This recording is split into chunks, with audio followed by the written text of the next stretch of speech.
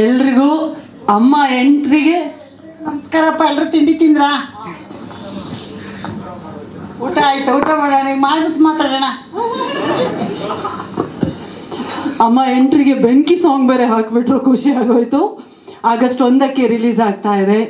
S, camera ನೋಡ್ಕೊಂಡು ಮಾತಾಡ್ಬೇಕಂತೆ ಹರೀಶ್ ತುಂಬಾ ಖುಷಿಯಾದ ವಿಷಯ ಏನಂದ್ರೆ ನೀವೆಲ್ಲರೂ ಬಂದಿರೋದು. ಫಸ್ಟ್ ಆಫ್ ಆಲ್ ನಾವು ನಿಮ್ಮನ್ನ ಇಷ್ಟು ಜನ ಒಟ್ಟಿಗೆ ನೋಡ್ತಾ ಇರೋದು ತುಂಬಾ ಖುಷಿ.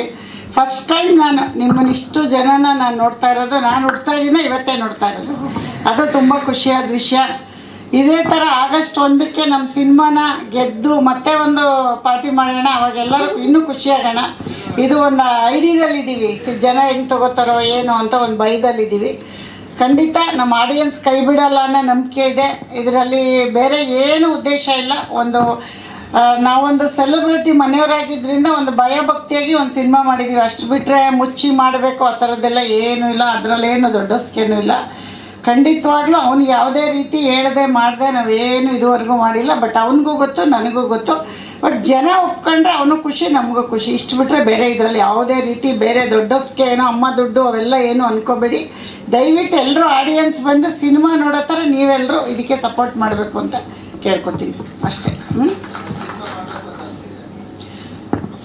ಅದಕ್ಕೆ ಅದೇ ಮನೇಲಿದ್ದಾರಲ್ಲ ಬಾಸ್, ಅವ್ರನ್ನ ನೋಡಿ ಇನ್ಸ್ಪೈರ್ ಆಗಿದ್ದು. ನಾವು ಪ್ರೊಡ್ಯೂಸರ್ ಆಗಿ ತುಂಬ ಕಷ್ಟಗಳಿರ್ತಿತ್ತು ಒಂದು ಟೈಮಲ್ಲಿ. ನಮಗೂ ಪ್ರೊಡಕ್ಷನ್ ಸಿಗ್ತಾ ಇರಲಿಲ್ಲ. ಸಿಕ್ಕಿದ್ರೆ ಸರಿಯಾಗಿ ಅವಕಾಶಗಳು ಏನೆಲ್ಲ ಇರುತ್ತಲ್ಲ, ಅದು ಮತ್ತೆ ಹೇಳೋಣ ಒಂದು ದಿವಸ. ತುಂಬ ಒಳ್ಳೆ ಗೆದ್ವಿ ಅಂದಮೇಲೆ ಹೇಳೋಣ. ಈ ಒಂದು ಪಿಕ್ಚರ್ಗಲ್ಲ, ನಾವು ತುಂಬ ದೂರ ಹೋದ್ಮೇಲೆ ಹೇಳೋಣ. ಇವತ್ತು ಯಶು 25 ವರ್ಷ ಆದಮೇಲೆ ನಿಮಗೆ ರಾಕಿಂಗ್ ಸ್ಟಾರ್ ಅಂತ ಕಾಣಿಸ್ಕೊಂಡಿದ್ದಾರೆ. ಅದ್ರ ಹಿಂದೆ ಪಟ್ಟಿರೋ ಕಷ್ಟಗಳು ಯಾರಿಗೂ ಕಾಣಲ್ಲ. ಹಂಗಾಗಿ ಅದೆಲ್ಲ ನಿಧಾನಕ್ಕೆ ಮಾತಾಡೋಣ. ಇವಾಗ ಸಿನಿಮಾ ಮಾಡೋಕ್ಕೆ ಯಶಿಂದನೇ ನನಗೂ ಇನ್ಸ್ಪಿರೇಷನ್. ಅಂದರೆ ಅಲ್ಲಿ ಬರಲಿಲ್ಲ ಅಂದರೆ ನಮಗೆ ಗೊತ್ತೂ ಆಗಿಲ್ಲ, ಬಟ್ ಬಂದಮೇಲೆ ಗೊತ್ತಾಗಿದೆ. ಈ ವಾತಾವರಣ ನೋಡಿ ಅಲ್ಲಿ ಬಂದರೆ ಎಲ್ಲ ಕಲಿಯೋದು. ಗಾದೆ ಹೇಳ್ತಾರೆ ಗೊತ್ತಾ, ಸಾವಸ್ತಿಂದ ಏನೋ ಕೆಟ್ಟ ಅಂತ. ಹಂಗೆ ನಾವು ಅಲ್ಲಿಂದನೇ ಬಂದು ಅಲ್ಲೇ ವಾತಾವರಣ ಎಲ್ಲ ಕಲ್ತಿರೋದು. ಬಟ್ ಅವನಿಂದ ತುಂಬ ಕಲ್ತಿದ್ದೀವಿ ನಾವು. ಅವನು ಮನೇಲಿ ಯಾವ ರೀತಿ ನಮಗೆಲ್ಲ ಗೈಡ್ ಮಾಡ್ತಿದ್ದ, ಅಂದರೆ ಯಾವಾಗಲೂ ಸಿನಿಮಾ ಬಗ್ಗೆ ಅವನಿಗಿರೋ ಫ್ಯಾಷನ್ ಎಲ್ಲ ನೋಡಿ ಕಲ್ತಿದ್ದೀವಿ. ಅದು ಬಿಟ್ಟರೆ ಬೇರೆ ಏನಿಲ್ಲ. ನಮಗೂ ಎಲ್ಲ ಒಂದು ಕಡೆ ನಾವು ಮಾಡ್ಬೋದು, ಮಾಡೋಣ ಅಂತ ಒಂದು ಆಸೆ ಬಂತು, ಮಾಡಿದ್ದೀವಿ ಅಷ್ಟೆ. ಮಾಡಬಾರ್ದ? ನಾನು ತುಂಬ ಸಿಂಪಲ್ಲು. ನಾನು ಒಂದು ಅಂಗಡಿಗೆ ಹೋಗಿ ನೀವು 100 ಸೀರೆ ಇಟ್ಟು ಟಕ್ಕಂತ ಒಂದು ಸೀರೆ ಎತ್ಕೊಂಡ್ಬಿಡ್ತೀನಿ. ತುಂಬ ಹೊತ್ತು ಹುಡ್ಕಲ್ಲ. ಹಂಗೆ ಸಿಂಪಲ್ಲಾಗಿ ಅವ್ರು ಹೇಳಿದ ತಕ್ಷಣ ಜಡ್ಜ್ಮೆಂಟ್ ಇದೆ. ಯಾವುದೇ ಕೆಲಸಕ್ಕೆ ಜಡ್ಜ್ಮೆಂಟ್ ತುಂಬ ಮುಖ್ಯ ಅಲ್ವಾ? ಆ ರೀತಿಲಿ ಇದೊಂದು ಚಿಕ್ಕದಾಗಿ ಒಂದು ಹಳ್ಳಿ ಪ್ರಾಜೆಕ್ಟ್ ಕತೆ ನನಗೆ ಜನಕ್ಕೆ ಇಷ್ಟ ಆಗ್ಬೋದು ಅಂತ ಕತೆ ತುಂಬ ತಗೊಂಡು ಬಂದರು. ಬಟ್ ಅದಕ್ಕೆಲ್ಲ ಸರಿಯಾದ ಬಜೆಟ್ಗಳು ಬೇಕು. ಇದು ಒಂದು ಚಿಕ್ಕ ಬಜೆಟಲ್ಲಿ, ಚಿಕ್ಕದು ಅಂದರೆ ನಮ್ಮ ಶಕ್ತಿಗೆ ಅನುಸಾರವಾಗಿ ಮಾಡ್ಬೋದು ಅಂತ ಅನಿಸಿದ್ದು. ಅದಕ್ಕೆ ಇದನ್ನು ಆಯ್ಕೆ ಮಾಡಿದ್ದೀವಿ. ಸಿನಿಮಾ ನೋಡ್ಬಿಟ್ಟು ಹೇಳಿ, ಯಾಕೆ ಅಮ್ಮಂಗೆ ಜಡ್ಜ್ಮೆಂಟ್ ಇದೆಯಾ ಇಲ್ವಾ ಅಂತ ಆಮೇಲೆ ಹೇಳ್ಬೇಕು. ನೀವು ಹೇಳಬೇಕು, ನಾವು ಹೇಳೋದಲ್ಲ. ನನಗೆ ಇವಾಗ ಏನು ರಿಸಲ್ಟ್ ಹೇಳೋಕ್ಕಾಗಲ್ಲ. ಬಟ್ ನಾನು ಒಪ್ಕೊಂಡ್ರಾಗಲ್ಲ. ಬೇರೆ ಎಲ್ಲ ಇದಾರಲ್ಲ, ನಮ್ಮ ಅಣ್ಣವ್ರು ಹೇಳ್ದಂಗೆ ಅಭಿಮಾನಿ ದೇವ್ರುಗಳು, ಅವ್ರು ಒಪ್ಕೊಂಡ್ರೆ ಅವ್ರು ನಾವ್ಯಾರು ಜಡ್ಜ್ ಮಾಡೋಕ್ಕೆ. ಸುಮ್ಮನೆ ಕೆಲಸ ಮಾಡಿದ್ದೀವಿ ಅಷ್ಟೇ. ಅದನ್ನು ಅವ್ರು ಕೊಡ್ಬೇಕು ರಿಸಲ್ಟ್. ಏನಂತೀರ? ಹಾಂ ಹೇಳಿ. ಮತ್ತೆ ನೀವು ಆನ್ಸರ್ ಹೇಳ್ಬೇಕು. ನಮಗೆ ಕೇಳ್ಬಿಟ್ಟು ಸುಮ್ಮನೆ ಕೂತ್ಕೊಬಿಟ್ರೆ ಎಸ್ ಆರ್ ನೋ ನೀವು ಹೇಳಬೇಕು ಅಲ್ವಾ? ಅವ್ರು ಒಪ್ಕೋಬೇಕು. ಈಗ ನಾವು ಮಾಡಿದ್ದೀವಿ ಅಷ್ಟೇ. ಈಗ ಸೂಪರಾಗಿ ಅಡುಗೆ ಮಾಡಿದ್ದೀವಿ ಅನ್ಕೋತೀವಿ, ತಿಂದು ಟೇಸ್ಟ್ ನೋಡೋರು ಅವರು ಅಲ್ವಾ? ಹಂಗೆ ಜನ ಹೇಳ್ತಾರೆ ಅಂತ ನಂಬಿಕೆ ಇದೆ. ನೋಡೋಣ.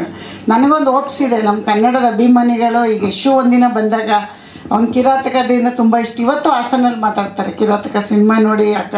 ನಮ್ಮ ರಿಲೇಷನ್ ಎಲ್ಲ ಅದೇ ಥರದಲ್ಲಿ ವಿಲೇಜ್ ಸಬ್ಜೆಕ್ಟು ಚೆನ್ನಾಗಿ ಇದೆ ಅಂತ ಆಯ್ಕೆ ಮಾಡಿದ್ದೀವಿ. ನೋಡೋಣ ಹಿಂಗೆ ತಗೋತಾರೆ ಅಂತ ಆಮೇಲೆ ಮಾತಾಡೋಣ, ಜನ ತಗೊಂಡ್ಮೇಲೆ.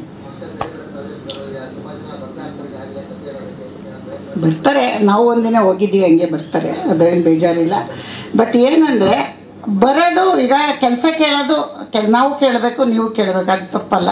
ಬಟ್ ನಾವು ನೆಕ್ಸ್ಟ್ ಶರಣ್ ಅವ್ರಿಗೆ ಮಾಡ್ತಾಯಿದ್ದೀವಿ. ಶರಣ್ ಅವ್ರದ್ದಾದಮೇಲೆ ಮುಂದಿಂದು ಪ್ರಾಜೆಕ್ಟ್ ಆಮೇಲೆ ನೋಡೋಣ. ಫಸ್ಟ್ ಶರಣ್ ಅವ್ರಿಗೆ ಒಂದು ಕತೆ ಓಕೆ ಮಾಡಿದ್ದೀವಿ.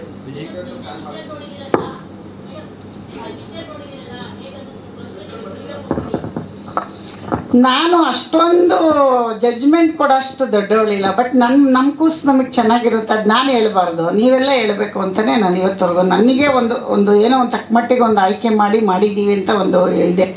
ಜನ ಹೇಳಿ 1ನೇ ತಾರೀಕು ಮೇಲೆ ಜನಕ್ಕೆ ತುಂಬ ಆಮೇಲೆ ಏನೋ ತುಂಬ ಹೇಳ್ಕೊತಿದ್ರು ಅಂದ್ಬಿಡ್ತಾರೆ. ಒಂದು ಪ್ರಯತ್ನ ಪಟ್ಟಿದ್ದೀವಿ, ಅದನ್ನು ಜನ ಕೊಡಲಿ, ಆಡಿಯನ್ಸ್ ಕೊಡಲಿ ಅಂತ.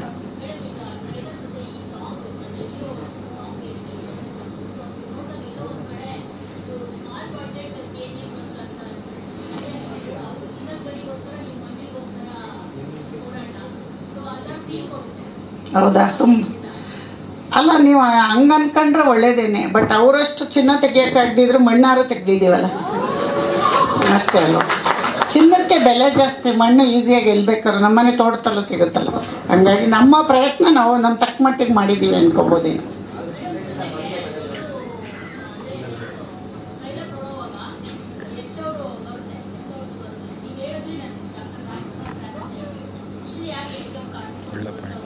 ಯಶ್ ಅವ್ರದ್ದು ನಾನಲ್ಲ, ಹುಡುಗಿ ಅಭಿಮಾನಿ ಅಂತೆ ಇವರು ಮೇಡಮು.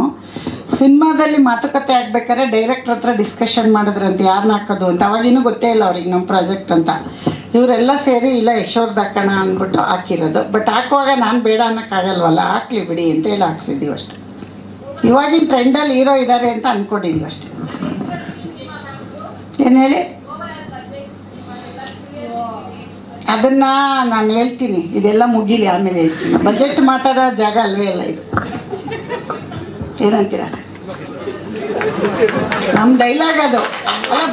ಬಜೆಟ್ ಇಲ್ಲಿ ಮಾತಾಡೋದು ಜಾಗ ಅಲ್ವೇ ಅಲ್ವಲ್ಲ. ಅದೆಲ್ಲ ಹೇಳೋದು ಕೂತ್ಕೊಂಡು ಒಂದ್ಸರಿ ಲೆಕ್ಕ ನೋಡ್ತೀನಿ, ಆಮೇಲೆ ಹೇಳ್ತೀನಿ.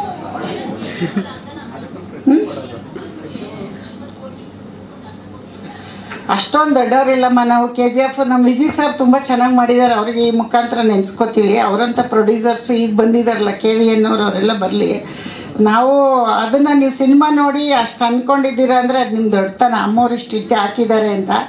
ಬಟ್ ಅಷ್ಟೊಂದೆಲ್ಲ ಇಲ್ಲ. ನಾವೇನಂದರೆ ಕಾಟನ್ ಸೀರೆ ಉಟ್ಕೊಂಡ್ರೆ ನಿಮಗೆ ರೇಷ್ಮೆ ಸೀರೆ ಥರ ಕಾಣಿಸ್ತಾ ಇರ್ಬೋದು ಅಷ್ಟೇ. ನಾವು ಕಾಟನ್ ಸೀರೆ ಉಟ್ಟಿದ್ದೀವಿ, ರೇಷ್ಮೆ ಸೀರೆ ಎಲ್ಲ ಉಡೋಷ್ಟು ದೊಡ್ಡವರಿಲ್ಲ. ಆಮೇಲೆ ನೋಡೋಣ ಮುಂದಕ್ಕೆ. 150 150.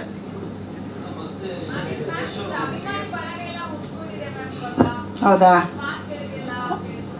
ಒಳ್ಳೇದಲ್ವಮ್ಮ? ಎಲ್ಲರೂ ಬೇಕು ಅಂತ ಏನೇನೋ ಮಾಡ್ತಾರೆ, ನಮಗೆ ಪಾಪ ಬರೀ ಮಾತಾಡಿದ್ಕೆ ಉಟ್ಕೊಂಡವ್ರೆ ಅಂದರೆ ನಾವು ಖುಷಿ ಪಡಬೇಕಲ್ವ? ಏನೇನೋ ಮಾಡ್ತಾರೆ ದಿನ ಬೆಳಗಾದರೆ ಪಾಪ ಜನ. ನಾವು ಸುಮ್ಮನೆ ಒಂದು ಪ್ರೆಸ್ ಮೀಟಲ್ಲಿ ನೀವು ಅಷ್ಟೊಂದು ನಮ್ಮನ್ನು ತಗೊಂಡೋಗಿದ್ದೀರಾ ಅಂದರೆ ಖುಷಿ ಪಡೋ ವಿಷಯ ಅಲ್ವೇನಮ್ಮ? ಹಾಂ, ಯಶೋಧ ಪೂಜಾರಿ ಅಲ್ವಾ? ಬಾಬಾ ನನಗೆ ಗೊತ್ತು, ಬಾ ನೀನು ಬಾ, ಎಲ್ಲ ಹೋಗ್ತೀಯ.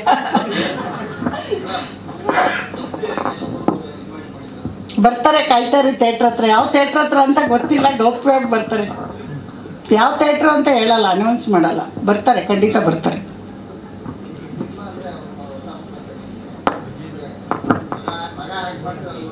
ಹೊಸ ಪ್ರಪಂಚ ಅಲ್ಲ ರೀ. ಮುಂದೆ ಒಂದು ತಿಳ್ಕೊಳ್ಳಿ, ಒಂದು ಮುಂದೆ ಒಬ್ರು ಯಾರೋ ಹೋಗ್ತಾ ಇದ್ದಾರೆ ಅಂದರೆ ಹಿಂದೆ ನಾವು ಸಾಕಷ್ಟು ಕಷ್ಟಪಟ್ಟಿರ್ತೀವಿ. ಸ್ಕ್ರೀನ್ ಮುಂದೆ ಬಂದರೆ ಮಾತ್ರ ಅಲ್ಲ, ಇದ್ರ ಹಿಂದೆ ಎಷ್ಟು ಟೆಕ್ನಿಷಿಯನ್ ಕೆಲಸ ಮಾಡಿದ್ದಾರೆ. ಕಾಣೋದು ನಮ್ಗೆ ಯಾರು ಹೇಳಿ? ಆ್ಯಕ್ಟ್ರು ಮಾತ್ರ. ಅದ್ರ ಹಿಂದೆ ಟೀ ಕೊಡೋ ಹುಡುಗನಿಂದ ಕಷ್ಟಪಟ್ಟಿರ್ತಾನೆ. ಹಂಗೆ ಮನೇಲಿ ನಾವು ತುಂಬ ಕಷ್ಟಪಟ್ಟಿದ್ದೀವಿ. ಆ ಕಷ್ಟ ಇಲ್ಲಿ ಹೇಳೋಕ್ಕಾಗಲ್ಲ. ಅದನ್ನು ಒಂದ್ಸರಿ ಹಿಸ್ಟ್ರಿ ಮಾಡೋಣ. ನಾವೇನು ಕಷ್ಟಪಟ್ವಿ, ನಾವು ಹೆಂಗೆ ಬಂದ್ವಿ, ನಾವು ಯಾವ ಥರ ಈ ಸಿನಿಮಾ ರಂಗಕ್ಕೆ ಕಷ್ಟಪಟ್ಟು ಇವತ್ತು ಯಶಾಗಿದ್ದಾನೆ ಅಂತ ಅದು ಆಮೇಲೆ ಹೇಳೋಣ. ಬಟ್ ಹೊಸ್ತಂತೂ ಅಲ್ಲ, ನಮಗೆ ಬಂದು 25 ವರ್ಷ ಆಯಿತು. ಎಷ್ಟು ಬಂದಾಗಲೂ ಹಿಂದೆನೇ ಬಂದುಬಿಟ್ವಿ. ನಾವು 2000 ರೂಪಾಯಿ ಮನೆ ಬಾಡಿಗೆ ಮಾಡ್ಕೊಂಡು ಅವ್ನು ಹಿಂದೆನೇ ಇದ್ವಿ. ಮೈಸೂರಲ್ಲಿ ದೊಡ್ಡ ಮನೇಲಿದ್ವಿ, ಆಮೇಲೆ ಚಿಕ್ಕದು ಒಂದು ಸಿಂಗಲ್ ರೂಮಲ್ಲಿ ಇದ್ವಿ. ಯಾಕೆ ಹೇಳಿ? ಈ ಮಟ್ಟಕ್ಕೆ ಬರೋಕ್ಕೆ ಎಷ್ಟು ಅದರಿಂದ ನಮ್ಮ ಶ್ರಮ ಇದೆ. ನಮ್ಮ ಸ್ಟೋರಿ ಕೇಳಿದ್ರೆ ನೀವು ಹಿಸ್ಟ್ರಿ ಬುಕ್ ಮಾಡ್ಬೋದು, ಆಮೇಲೆ ಹೇಳೋಣಂತ. ಈಗ ಬೇಡ, ಆಯಿತಾ? ಅದೇ ಮಾಡೋಣ, ಇವತ್ತೇ ಮಾಡಿಬಿಟ್ರೆ ದುಡ್ಡು ಬೇಡ, ಕೊಡ್ತೀರಾ ನಾಳೆನೇ? ಇವತ್ತು ಎಲ್ಲಿಂದ ತರೋಣ? ಫಸ್ಟ್ ಈ ಸಿನಿಮಾ ಮಾಡೋಣ ಇರಿ, ಆಮೇಲೆ ಮಾಡೋಣ. ಇಲ್ಲ 150 ಅದೆಲ್ಲ ಈ ಬಿಸ್ನೆಸ್ದೆಲ್ಲ ಇನ್ನೂ ನಾನು ಯೋಚಿಸಿಲ್ಲಮ್ಮ. ಅಷ್ಟೊಂದು ಆ ಥರ ಬೀಳ್ತಾ ಇಲ್ಲ. ಫಸ್ಟು ಜನ ಆಡಿಯನ್ಸ್ ತೊಗೊಳ್ಳಿ ಅಂತಿದ್ದೀವಿ. ಬಿಸ್ನೆಸ್ ಬಗ್ಗೆ ತಲೆ ಕೆಡಿಸ್ಕೊಂಡಿಲ್ಲ ಇನ್ನು. ಅಲ್ಲ, ಅಪ್ರೋಚ್ ಮಾಡ್ತಿದ್ದಾರೆ, ನಾವಿನ್ನೂ ರೆಸ್ಪಾನ್ಸ್ ಮಾಡಿಲ್ಲ.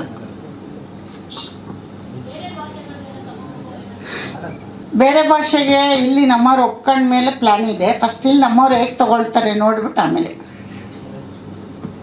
ಎಲ್ಲದಕ್ಕೂ ಆಗಸ್ಟ್ 1 ವಾರ ಆಗಲಿ, ಆಮೇಲೆ ನಾನು ಇನ್ನೊಂದು ಪ್ರೆಸ್ ಮೀಟಲ್ಲಿ ಹೇಳ್ತೀನಿ.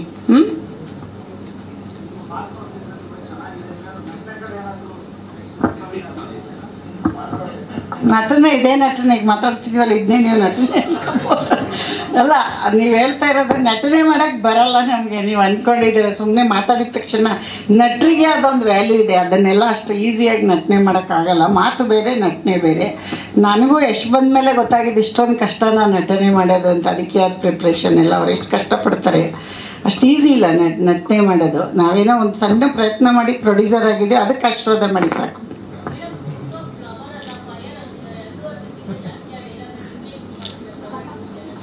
ನೀವು ಆಡಿಯನ್ಸ್ ಹೇಳೋರ್ನ ಕೇಳಿ, ನನಗೇನು ಗೊತ್ತು, ನಂಗೆ ಯಾರು ಹೇಳ್ತಾವ್ರೆ ಅಂತಲೂ ಗೊತ್ತಿಲ್ಲ.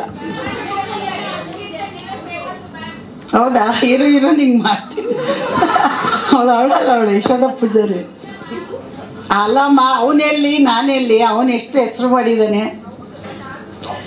ಅದೇನಾಗಿದೆ ಗೊತ್ತಾ, ಹೂವಿಂದ ನಾರು ಹೋಗುತ್ತಲ್ಲ ಹಂಗೆಲ್ಲ ಅವನ ಜೊತೆ ನನ್ನ ಕರ್ಕೊಂಡು ಹೋಗ್ತಾವ್ರಷ್ಟೆ. ಅದು ಮೊದಲಿಂದ ಕರೀತಾರೆ ಬಿಡಿ, ಮನೇಲೆಲ್ಲ ಮಕ್ಕಳೆಲ್ಲ ಕರೀತಾರೆ. ನನ್ನ ನನ್ನ ಮನೆ ಕೆಲಸದ ಹುಡುಗರೆಲ್ಲ ಬಾಸ್ ಅಂತಿದ್ರು ನನಗೆ. ಈಗ ಯಶಿಗೆ ಬಾಸ್ ಅಂತಾರೆ, ಅದು ಮಾಮೂಲಿ ಇರುತ್ತೆ. ಈಗ ಗೊತ್ತಾಗಿದೆ ನಿಮ್ಗಷ್ಟೇ.